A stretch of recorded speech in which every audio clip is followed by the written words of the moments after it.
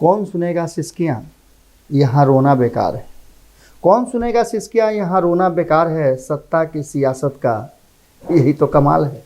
नमस्कार, भोरे भोर के एक और एपिसोड में आपका बहुत बहुत अभिनंदन करते हैं, स्वागत करते हैं। और कुर्बानियों, त्याग और इस तरह की चीज़ों का अब एक नया प्रचलन दौर शुरू हो चुका है। आपको बता दें कि तेजस्वी यादव ने जिस तरह का एक ऑफर दिया है, ये ऑफर अब बिहार के सियासत में चर्चा का विषय बनने वाला है। और अभी से लेकर के आप 24 घंटे, 48 घंटे या पूरे सप्ताह इसी चर्चा पर देखेंगे कि राजनीतिक घराना और मीडिया टिकी रहेगी। आपको बता दें कि जिस तरह की बातें सामने आ रही हैं कि भारतीय जनता पार्टी को सत्ता से बाहर रखने के लिए कोई भी त्याग, किसी तरह का कोई भी फैसला, कुर्बानी देने के लिए तेजस्वी यादव तैयार है। आपको पहले भी हमने कई बार बताया है कि आरजेडी और खास करके लालू परिवार से जुड़ा हुआ महागठबंधन से जुड़े हुए जो लोग रहे हैं, या आरजेडी की जो संस्कृति रही है, राजनीतिक संस्कृति की मैं बात कर रहा हूं, उस संस्कृति में उसका भारतीय जनता पार्टी के साथ सीधे 36 का आंकड़ा जो है वो शुरू से रहा है।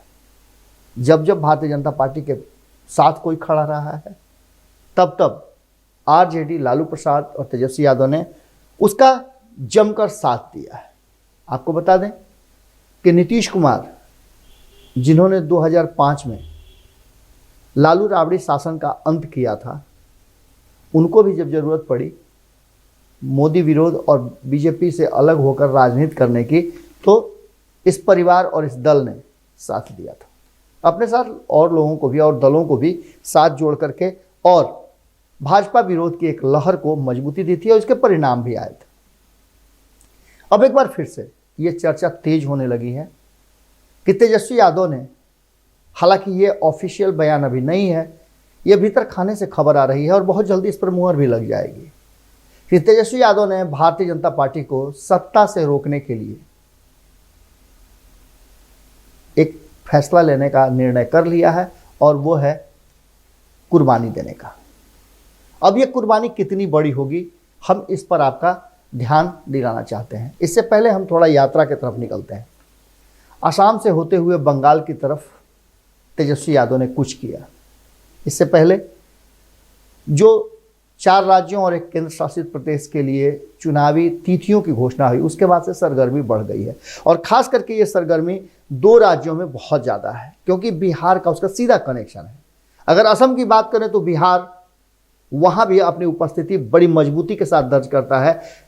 जहाँ तक मेरी जानकारी दुरुस्त है कि बिहार के कई ऐसे चेहरे वहाँ बड़े बड़े पदों पर रहे हैं, वहाँ की विधानसभा में उनकी सहभागिता रही है।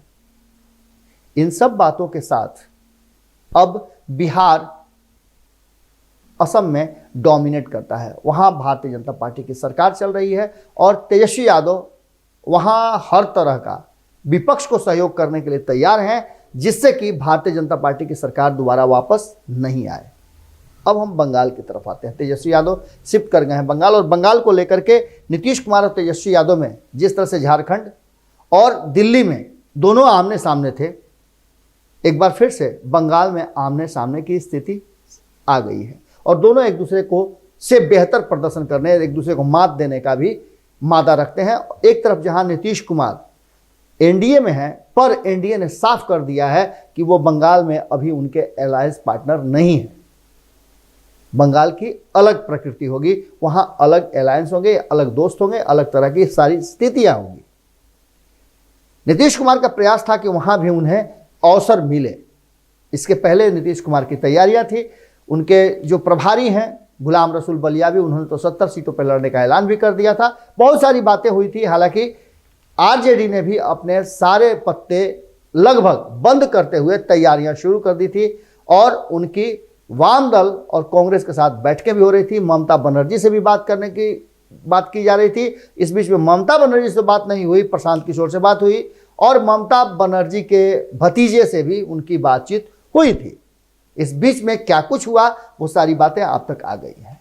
ये चर्चा जबरदस्त चल रही थी कि अगर जेडीयू वहां मजबूती के साथ चुनाव लड़ेगी, 70 सीटों पर लड़ेगी, तो आरजेडी उससे अधिक सीटों पर लड़ेगी। और आपको मैंने पहले बताया था कि 7-8 ऐसे जिले हैं जहां बिहारियों का, हिंदी भाषा भाषी लोगों का बहुत ज़्यादा योगदान है। आंकड़ों की नज़र से भी बहुत कुछ ऐसा देखने को मिला जिससे यह बात तय नज़र आ रही थी कि जो वहाँ की स्थिति है, 6-7% हिंदू वोटरों का होना इस बात को तय करता है कि जीत हार में इनका बहुत बड़ा एक योगदान होता है।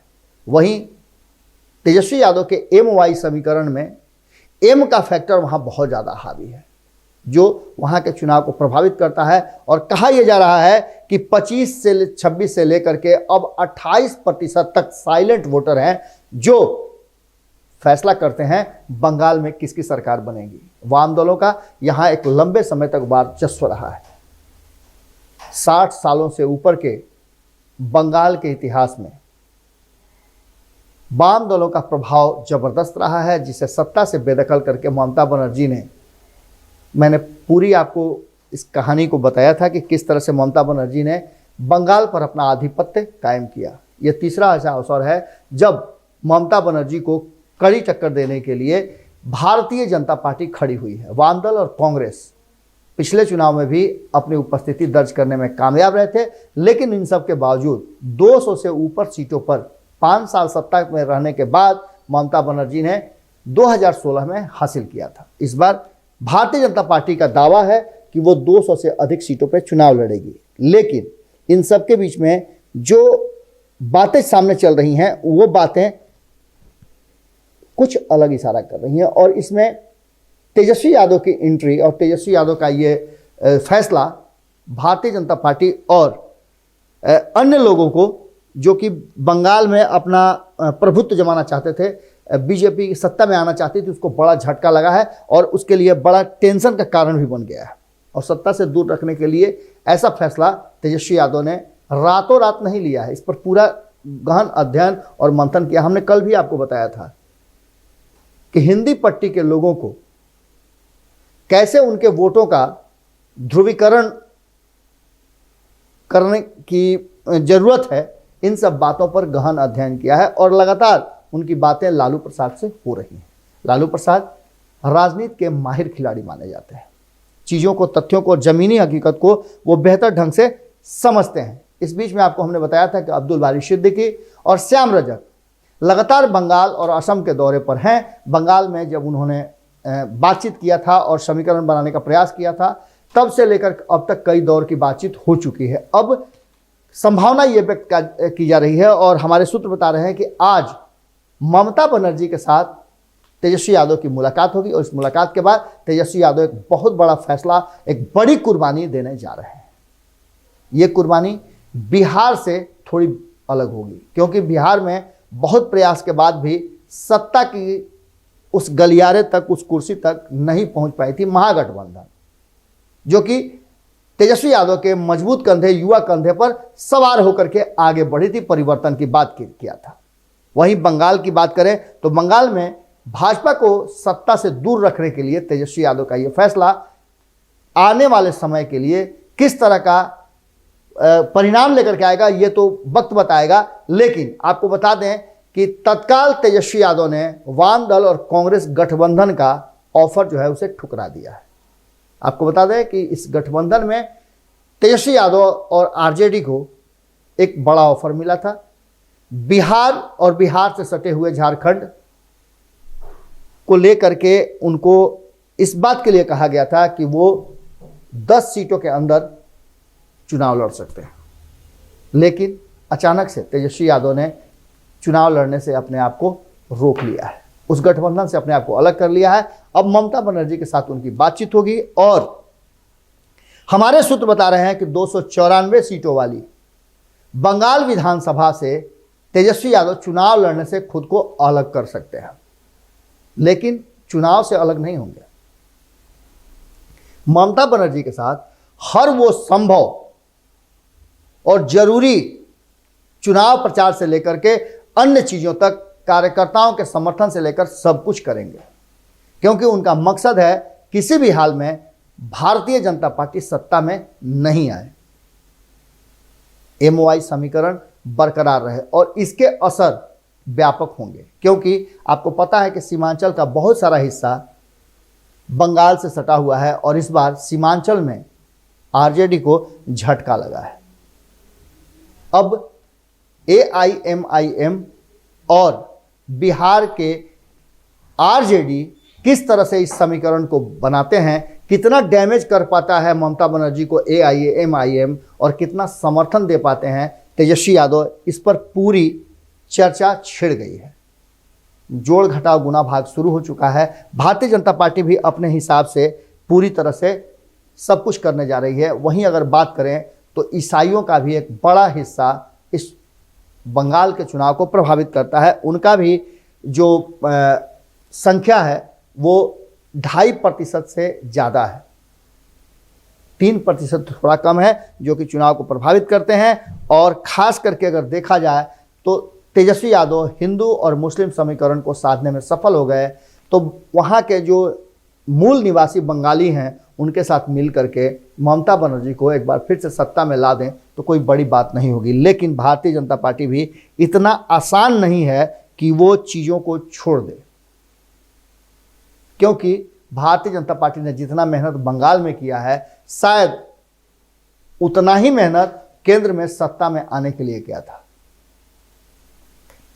लगातार केंद्रीय नेतृत्व बंगाल पर फोकस किए हुए, JP नड्डा का लगातार वहां रहना, मीटिंग्स करना, रैलियां करना, रोड शो करना, अमित शाह का लगातार बंगाल दौरा, प्रधानमंत्री नरेंद्र मोदी का लगातार दौरा इस बात को बता रहा है कि कहीं ना कहीं अब बंगाल उसके लिए प्रतिष्ठा का प्रश्न बन गया है। लेकिन तेजस्वी यादव का ये नया फैसला कहीं ना कहीं एक बड़ा झटका जरूर देगा। आज के भोरे भोर में यही विराम देते हैं, क्योंकि इस बंगाल के चुनाव का आप भी जानते हैं कि बिहार पर व्यापक असर होना है और इस असर को नीतीश कुमार भी समझ रहे हैं। कल फिर मुलाकात होगी विशेष चर्चा के साथ, विशेष विषय के साथ।